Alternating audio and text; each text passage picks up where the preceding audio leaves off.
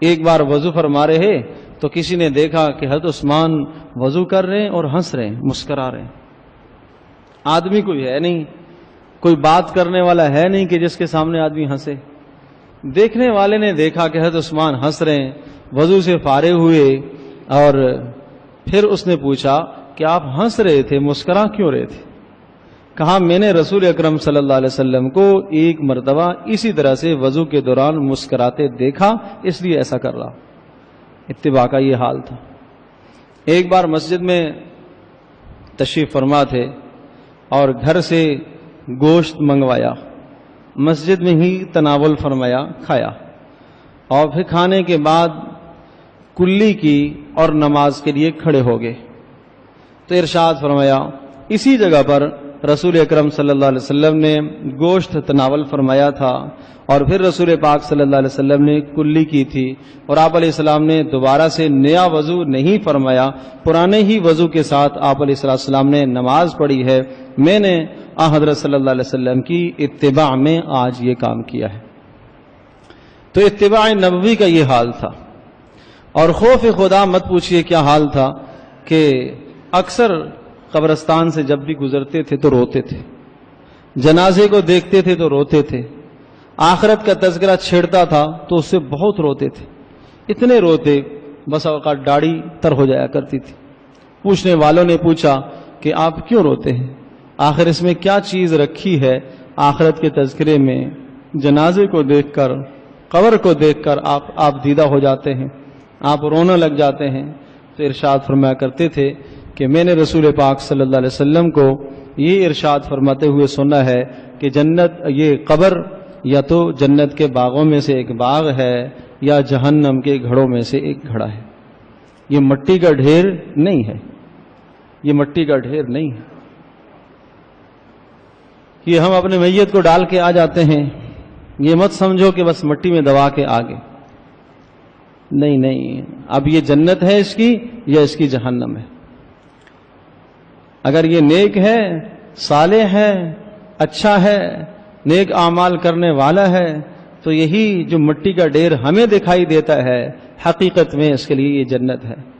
اور اگر یہ بد ہے، برا ہے، تو یہی جو مٹی کا ڈھیر ہمیں دکھائی دیتا ہے یہی اس کی جہنم ہے.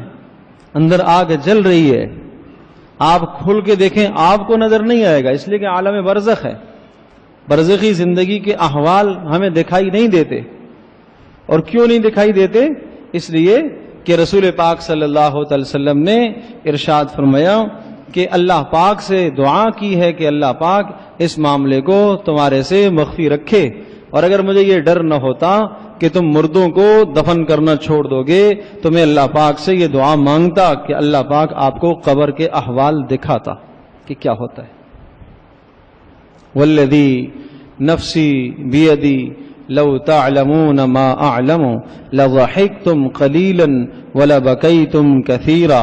اللہ پاک کی قسم جس کے قبضے میں میری جان ہے، قبر کے احوال جو میں جانتا ہوں اگر تمہیں پتہ چل جائیں، لضحکتم قلیلا، تمہارا ہنسنا ختم ہو جائے، ولبکیتم کثیرا، اور تم رونے لگ جاؤ، ولخرجتم الی الصعدات تجأرون الی اللہ، اور تم جنگلوں کو نکل جاؤ اللہ پاک کی پناہ مانگتے ہوئے، اللہ کو راضی کرنے کے لیے. وما تلذذتم بالنساء علی الفرشاس، اور تم نرم اور گداز بستروں کو چھوڑ دو اور تم اپنی بیویوں سے لطف اندوز ہونا چھوڑ دو.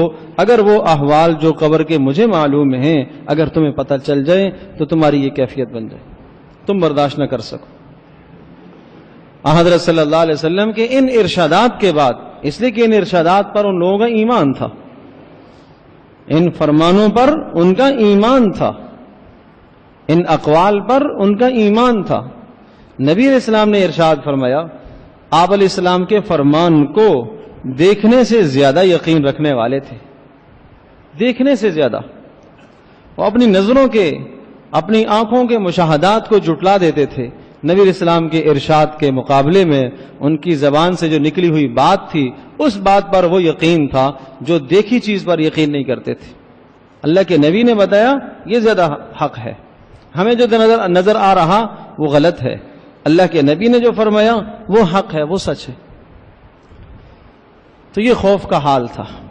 میرے عزیز دوستوں اور بزرگوں، آج ہم میں سے ہر آدمی کی ضرورت ہے کہ ہم بھی اپنی آخرت کو یاد کریں۔ ہمیں بھی مرنا ہے، ہمیں بھی اس قبر میں جانا ہے، اس قبر سے سوال ہوگا، وہاں پالا پڑنا ہے ہر انسان، چاہے محل میں رہ رہا تو جب بھی آخری مقام وہی قبر ہے، چاہے ایک جھونپڑے میں رہ رہا جب بھی آخری مقام دونوں کا برابر ہی ہے۔ ابتدا جیسی کیسی بھی ہو، انتہا دونوں کی ایک ہی ہے، مٹی ہی مٹی ہے۔ کس چیز پر انسان غرور کرے، کس چیز پر انسان تکبر کرے کہ انتہا اس کی مٹی، ابتدا ایک پانی کا قطرہ، ناپاک قطرہ، اور انتہا مٹی کا ڈھیر ہے، بیچ میں تھوڑی سی زندگی ہے۔ اس زندگی پر آدمی کیوں گھمنڈ کرے؟ مال آ گیا، اپنا نہیں ہے، اللہ کا ہے۔ طاقت ہے، اپنی نہیں ہے، اللہ کی دی ہوئی ہے۔ عزت ہے، اپنی نہیں ہے، اللہ کی دی ہوئی ہے۔ جو کچھ ہے اپنا نہیں ہے، اللہ کا دیا ہوا ہے۔ سلیمان علیہ السلام کو اللہ نے حکومت دی، اقرار کروایا، یہ کہو ھذا من فضل ربی، یہ میرے اللہ کا فضل ہے، یہ میرا کچھ نہیں۔ قارون تھا، اس نے یہ کہا کہ یہ سب کچھ میرا ہے۔ قال انما اوتیتہ علی علم عندی، یہ سب میرا ہے۔ جب اس نے میرا ہے یہ کہا، اسی میرے کے اندر ہی دھنستا ہوا زمین میں چلا گیا۔ اس بات نے، اس بول نے اس کو ایسا ہلاک کر دیا اور پکڑ لیا۔ فرعون نے کہا لی ملک مصر وہذہ الانہار، ارے صاحب ملک مصر میری سلطنت ہے، یہ نہریں یہ میرے حکم سے چلتی ہیں، یہ دریا یہ میرے حکم سے چلتا ہے۔ وہی دریا جس کو کہتا تھا میرے حکم سے چلتا ہے، وہی اس کی ہلاکت کا ذریعہ بنا۔ ویڈیو کے نیچے سبسکرائب کے بٹن پہ کلک کریں، بیل کے آئیکن پہ کلک کیجئے تاکہ ہر نئی ویڈیو کی نوٹیفیکیشن آپ کو مل جائے۔